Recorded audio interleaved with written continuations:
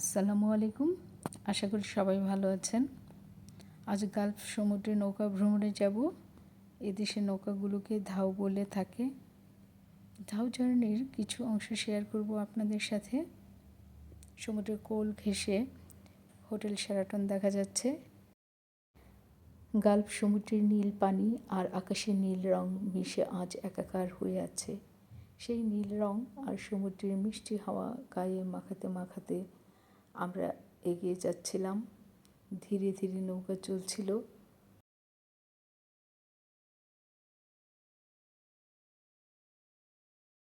নৌকা থেকে দেখতে পাচ্ছিলাম হোটেল শেরাটনের ডান দিকে সমুদ্র বরাবর লম্বা জায়গায় কিছু সবুজ গাছ, ছাউনি দেওয়া কিছু চেয়ার টেবিল পেতে রাখা হয়েছে। এখান থেকে চমৎকার সমুদ্রের ভিউ দেখতে দেখতে দর্শনার্থী সমুদ্রের হাওয়া নিতে নিতে তাদের অনুভূতি যাতে আরও ভালো লাগে সেই রকম একটা পরিবেশ তৈরি করা হয়েছে।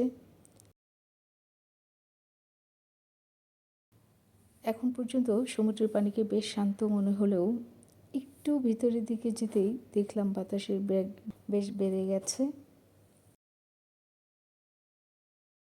চমৎকার একটা অনুভূতি নিয়ে আমাদের জার্নি শুরু হয়েছে।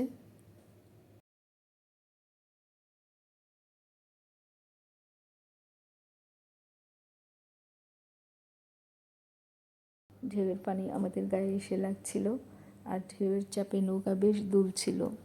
বাতাসের বেগ বেশ ভালোই বেড়ে গেছে।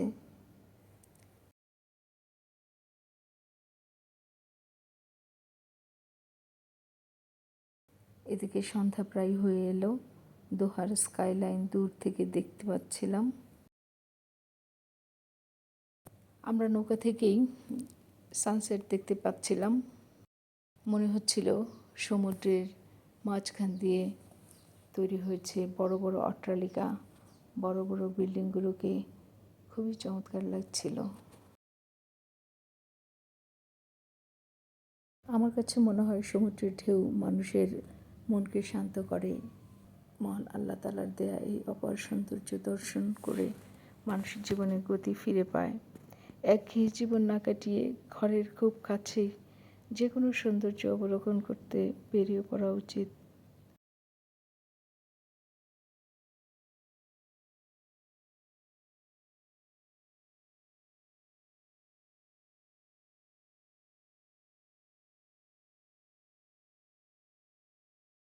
চমৎকার একটা জার্নি শেষ করে তীরে ফেরার সময় রাতের দোহার স্কাইলাইন ভিউ এক কথায় অনবদ্য লাগছিল।